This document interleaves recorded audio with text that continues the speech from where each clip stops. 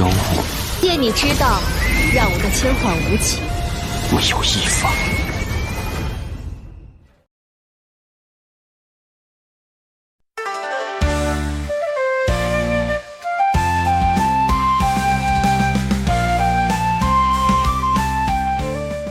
Halo para tetua, para pecinta donghua dimanapun kalian berada. Gimana nih kabar para tetua yang udah selalu stay dan udah selalu meramaikan kolom komentar? Kuy lah, nggak usah pakai lama-lama lagi, kita lanjutkan perjalanan dari Wang Lin. Di episode sebelumnya, Wang Lin telah memasuki makam Suzaku dan bertemu dengan sosok bocah mengerikan. Setelah lepas, Wang Lin mulai memperhatikan makam Suzaku lebih detail. 3 hari Wang Lin terbang ke arah dalam makam, tapi anehnya perbatasan tempat ini kayak nggak ada ujungnya. Dataran hijau membentang sejauh mata memandang, dan selama 3 hari itu juga Wang Lin nggak ketemu siapa-siapa. Tapi akhirnya ada 2 kultivator yang lewat. Sepasang cowok cewek misterius, dan si cowok yang bernama Murong Yun penampilannya agak kusut kayak habis dikejar hutang. Jubahnya kelihatan bolong, darah mengering di sana sini, lengkap dengan simbol sekte misterius di lengannya.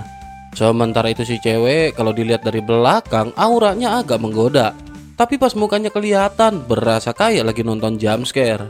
Banyak bintik di wajahnya yang kelihatan serem meski bodinya aduhai. Saat mereka ketemu sama Wang Lin pada saat ini kembali nyamar jadi Kingmu. Di sini Murong Yun mulai ngajak gabung sama Wang Lin.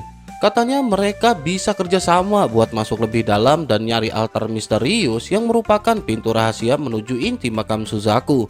Murong Yun ngaku pernah lihat sendiri Qian Feng dan para dukun. Murong Yun ngaku bahwa ia pernah lihat sendiri Qian Feng dan para penyihir 8 daun masuk lewat altar itu. Tapi meskipun begitu, kata Murong Yun, tempatnya ini bahaya banget. Katanya 5 kultivator dewa aja langsung jadi abu tanpa tahu siapa musuhnya. Wang Lin sebenarnya udah curiga sedari awal, tapi Wang Lin tetap ikut buat ngorek informasi dari mereka. Perjalanan mereka pun berlanjut, dipimpin oleh si cewek yang judes tapi punya insting tajam. Di tengah jalan tiba-tiba ada kultivator tua yang kelihatan kabur dengan panik. Di belakangnya ada petir melayang-layang kayak monster listrik yang lapar. Si kakek ini dulunya adalah salah satu dari 16 kultivator level tinggi yang juga masuk makam Suzaku. Tapi sekarang dia kelihatan kayak habis dikeroyok makhluk tak kasat mata. Yang bikin bingung, pas petir itu ngelihat Murong Yun, dia langsung minggir. Wang Lin yang jeli banget langsung sadar dan mikir kayaknya Murong Yun ini gak sesimpel yang dia kira. Sementara itu sang kakek tua kultivator yang bernama Mu Yunhai malah ngira Wang Lin yang bikin petir itu minggat. Dia langsung nyapa Wang Lin dengan penuh hormat dan manggil Wang Lin dengan sebutan Chang Niu. Ini adalah identitas yang cukup dikenal. Si cewek yang gak cakep pun ngelirik ke arah Wang Lin dengan sedikit rasa curiga. Sementara itu Wang Lin cuma nyengir dan bilang bahwa yang dimaksud itu bukan Wang Lin. Sementara itu di sisi lain, Mu Yunhai mutusin buat ikut Murong Yun dengan syarat semua orang dilibatin.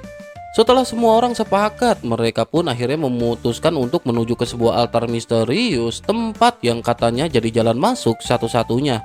Tapi begitu mendekati altar tersebut, suasananya langsung berubah muram. Ada darah kering, aroma menyeramkan, dan suara-suara yang bikin bulu kuduk berdiri. Altar ini nggak kayak yang digambarin si Tunan sebelumnya.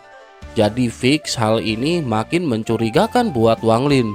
Wang Lin dengan tenang penuh rahasia sempat mengaktifkan beberapa benda dari tasnya tanpa diketahui. Bahkan wanita yang gak cakep itu yang sebenarnya punya aroma harum yang tak terduga gak nyadar apa yang dilakuin Wang Lin. Sementara itu di atas altar, Mu Yunhai akhirnya mutusin buat ngintai lebih dulu. Tapi sebelum itu dia ngelakuin teknik pencarian jiwa ke Murong Yun.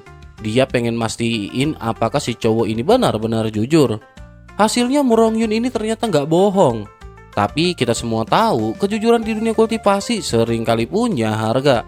Setelah Mu Yunhai menghilang ke dalam altar, Wang Lin pada saat ini masih tetap waspada kepada mereka. Dan bener aja, Murong Yun yang tadinya tampak kalem tiba-tiba menunjukkan wajah aslinya. Wajahnya yang tadinya terlihat tampan pada saat ini kelihatan jadi horor. Wajahnya dipenuhi dengan kabut hitam dan boom, Ternyata Murong Yun ini cuma pecahan jiwa. Gak heran dari tadi gayanya kayak NPC yang begitu niat. Wang Lin pada akhirnya mutusin untuk langsung ngasih serangan spiritual level celestial tanpa banyak bacot. Tapi Murong Yun kabur jadi kabut hitam dan sempat balik menyerang. Sayangnya dia lupa satu hal, yakni lawannya ini adalah Wang Lin, pemilik bendera 1 miliar jiwa. Udah gitu bendera Wang Lin ini merupakan bendera versi upgrade.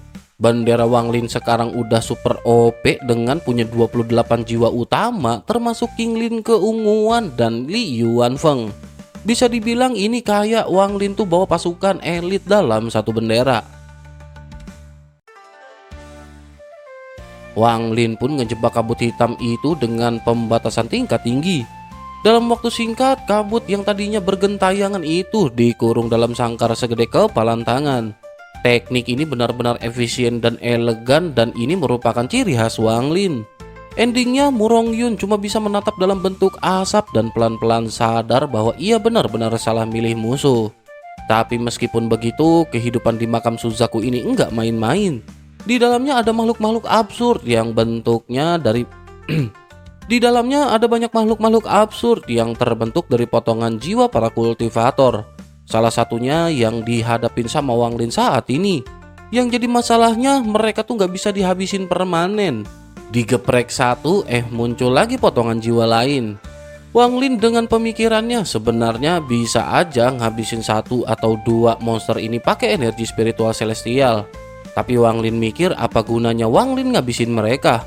Nanti juga mereka nongol lagi dengan wujud yang baru. Intinya itu makhluk kayak mati tapi nggak bener-bener mati. Kayak mantan yang masih suka stalking Instastory. Satu-satunya harapan buat ngakhirin siklus ini adalah menghancurkan kristal planet kultivasi. Kristal itu yang sesungguhnya menjadi sumber kekacauan semua ini. Tapi meskipun begitu, jelas buat ngancurin kristal kultivasi ini nggak segampang ngomong doang. Sementara itu di sisi lain, beberapa kultivator nekat pada saat ini ngambil strategi barbar. Mereka secara brutal ngebantai semua bentuk kehidupan satu demi satu, berharap nemu potongan jiwa mereka sendiri. Qian Feng juga adalah salah satu dari mereka yang pada saat ini kayak lagi kena mental. Dia udah ngabisin 68 makhluk dan tetap aja nggak nemu bagian jiwanya sendiri. Qian Feng tampak frustasi, dia duduk termenung di depan gua kayak jomblo galau nunggu chat balesan gebetan. Setelah beberapa saat, akhirnya dia ngeluarin jurus pamungkas dengan manggil Hongdi. Hongdi pada saat ini udah nggak kayak dulu. Wajahnya emang tetap cantik tapi tatapannya terlihat kosong. Tatapan Hongdi ini kalau dilihat-lihat mirip kayak kita kalau misalkan lagi lihat saldo akhir bulan.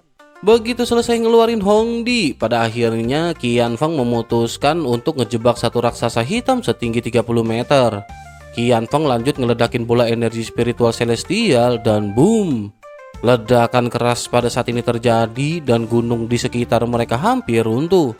Namun pada akhirnya hasil dari apa yang dilakuin oleh Qian Feng ini masih nihil. Ia masih belum nemuin jiwanya dan makhluk ini merupakan makhluk yang ke-69. Ternyata Qian Feng masih belum hoki juga. Angka 69 juga ternyata nggak selalu membawa keberuntungan. Sementara itu di sisi lain, Wang Lin punya gaya main yang beda. Wang Lin bukan tipe orang yang barbar dan Wang Lin selalu pakai otak.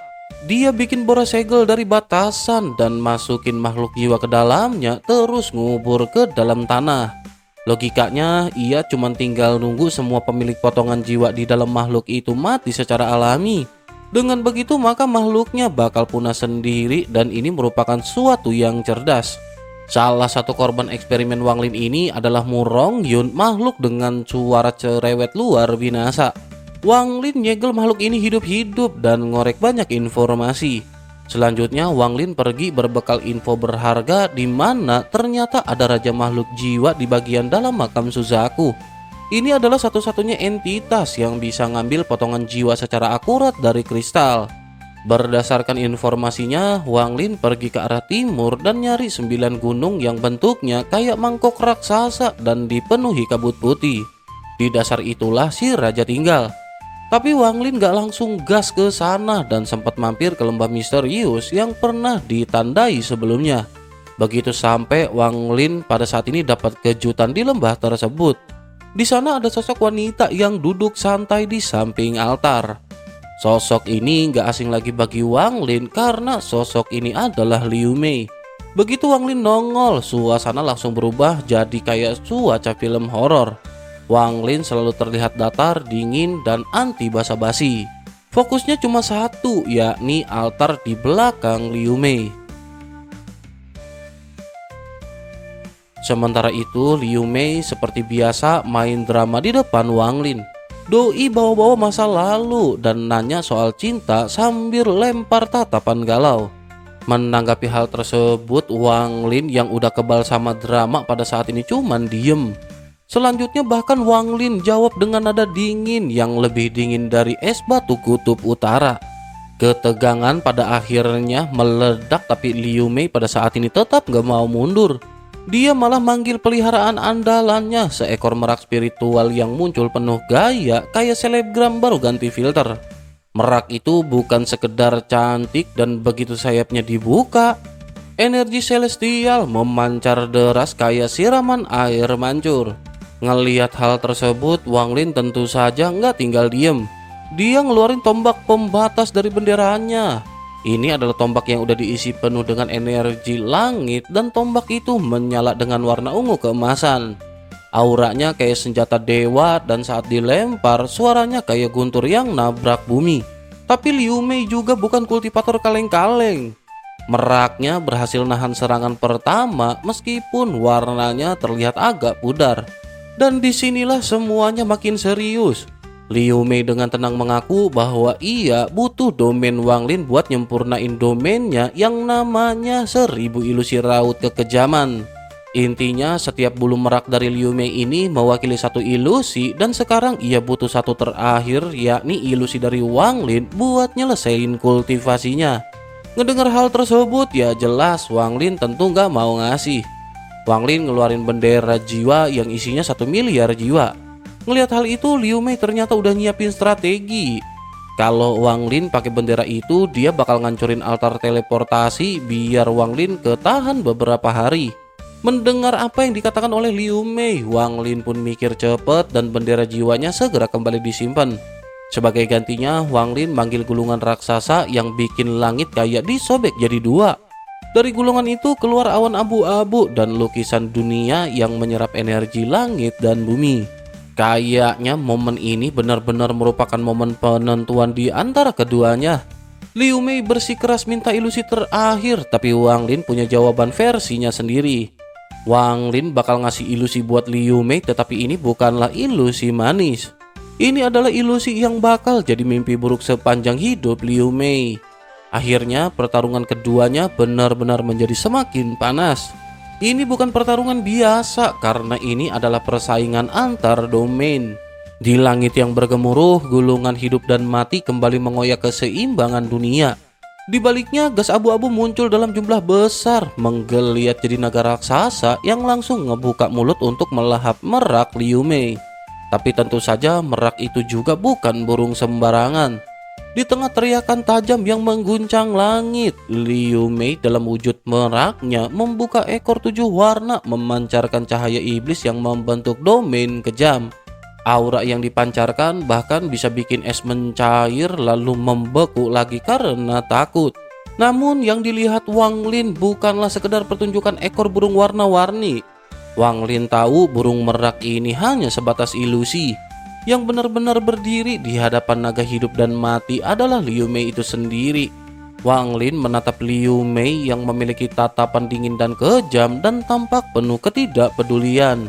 Berbeda dengan Hongdi yang membuang emosi, Liu Mei tampak seperti tidak pernah memilikinya sejak awal.